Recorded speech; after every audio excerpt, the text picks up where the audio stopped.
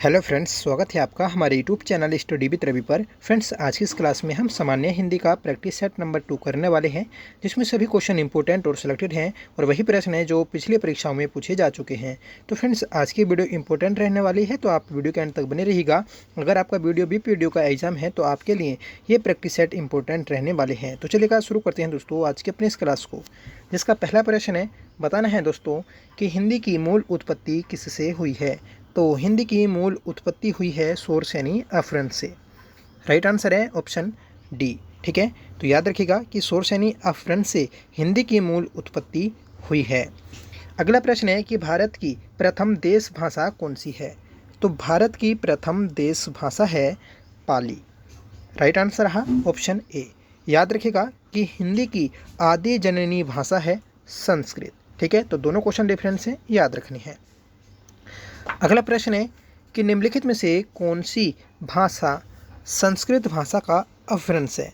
तो संस्कृत भाषा के बाद जो विकास हुआ तो वह पाली भाषा का विकास हुआ था। ठीक है, तो संस्कृत भाषा का अपभ्रंश है दोस्तों पाली भाषा।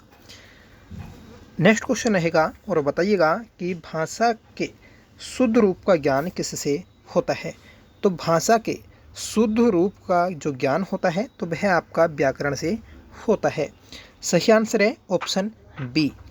नेक्स्ट क्वेश्चन है कि हिंदी में स्वतंत्र रूप में बोले जाने वाले अक्षर क्या कहलाते हैं। तो दोस्तों, जो स्वतंत्र रूप से बोले जाते हैं तो वह स्वर बोले जाते हैं। सही आंसर रहेगा ऑप्शन ए।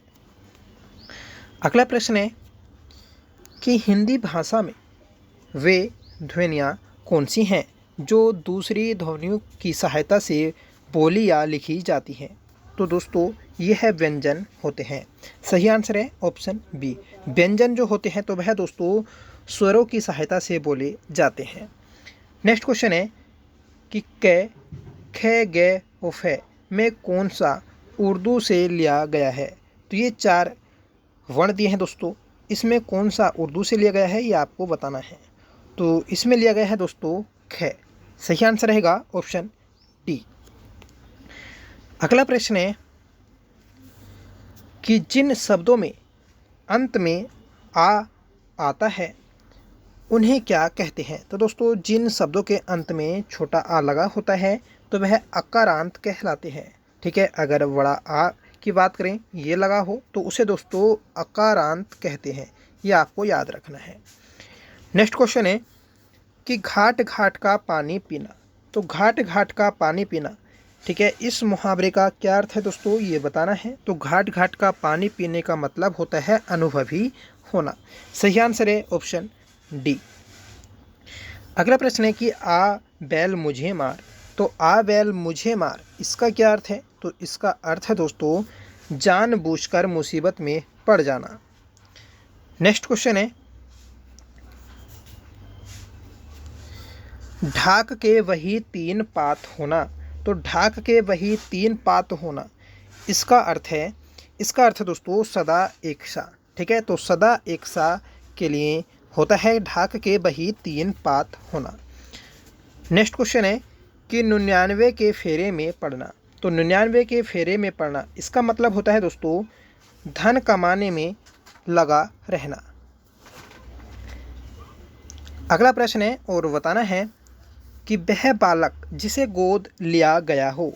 तो वह बालक जिसे गोद लिया गया हो, इसके लिए एक शब्द कौन सा रहेगा। तो इसके लिए रहेगा दोस्तों दत्तक पुत्र। ठीक है, तो आपने पढ़ा होगा कि जो पुत्र गोद लिया जाता है तो उसे दोस्तों दत्तक पुत्र कहते हैं। ठीक है, तो इस क्वेश्चन का सही आंसर है हमारा ऑप्शन ए। अगला प्रश्न है जिसको प्रश्न करना कठिन हो। जिसको प्रश्न करना कठिन हो दोस्तों उसे कहते हैं दुराराध्य। तो सही आंसर है ऑप्शन सी। अगला प्रश्न है कि पाप करने के बाद स्वयं दंड पाना। तो पाप करने के बाद स्वयं दंड पाना, इसे क्या कहते हैं। तो इसे कहते हैं दोस्तों प्रायश्चित। इस क्वेश्चन का सही आंसर है ऑप्शन ए।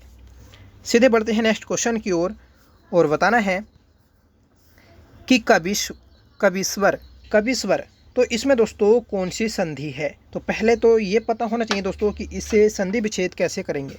तो कविश्वर, तो कवि प्लस ईश्वर। ठीक है, इस प्रकार से इसका संधि विच्छेद रहेगा। तो इसमें जो संधि रहेगी तो वह दोस्तों दीर्घ संधि रहेगी। ऑप्शन इसका सही आंसर रहेगा ऑप्शन ए। अगला प्रश्न है कि संसार, ठीक है, तो संसार शब्द में कौन सी संधि है? तो संसार को तोड़ेंगे हम सम प्लस सार, ठीक है। तो इसमें जो संधि विच्छेद रहेगा तो वह आपका रहेगा व्यंजन संधि, ठीक है। तो ऑप्शन इसका सी राइट रहेगा। अगला प्रश्न है, ठीक है दोस्तों, ये रचनाएं हैं, इसमें बताना है कि गबन, गबन किसकी रचना है? तो प्रसिद्ध रचना है जो कि दोस्तों मुंशी प्रेमचंद्र जी की रचना है। अगली रचना है कुरुक्षेत्र, तो कुरुक्षेत्र किसकी रचना है बताइएगा। इस क्वेश्चन का सही आंसर रहेगा ऑप्शन ए, रामधारी सिंह दिनकर। रामधारी सिंह दिनकर की रचना है कुरुक्षेत्र।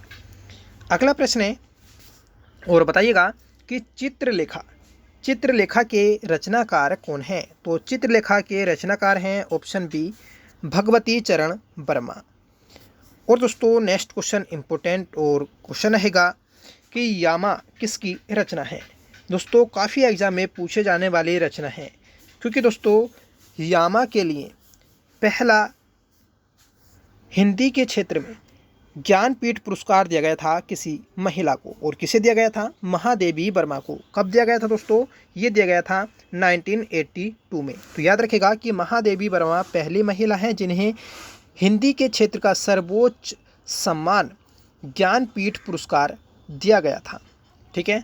अगला प्रश्न है और इसका आंसर दोस्तों आपको कमेंट करके बताना होगा कि गीतांजलि के रचयिता कौन है।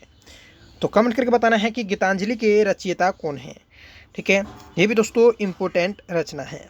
तो ये थे दोस्तों आज के हमारे इम्पोर्टेंट और सिलेक्ट क्वेश्चन जो आपकी परीक्षा में सीधे देखने को मिल सकते हैं। और ये वो प्रश्न है दोस्तों जो काफ़ी एग्जामों में पूछे जाते हैं, ठीक है। साथ में बताइएगा दोस्तों आज की क्लास आपको कैसी लगी। आई होप आपको पसंद आई होगी, ठीक है। और दोस्तों हम डेली हिंदी के प्रैक्टिस सेट करने वाले हैं, ठीक है। तो आप हमारे चैनल से ज़रूर जुड़िएगा। आज ये हमारा दूसरा प्रैक्टिस सेट था और ये हमारी डेली सीरीज कंटिन्यू रहेगी, ठीक है। तो अभी तक आपने वीडियो को लाइक नहीं किया है तो प्लीज़ वीडियो को लाइक कर दीजिएगा, और आप हमारे चैनल पर पहली बार विजिट करें तो प्लीज़ चैनल को भी सब्सक्राइब कर लीजिएगा। तो मिलते हैं दोस्तों नेक्स्ट क्लास के साथ, तब तक के लिए bye. Thank you so much for watching. जय हिंद।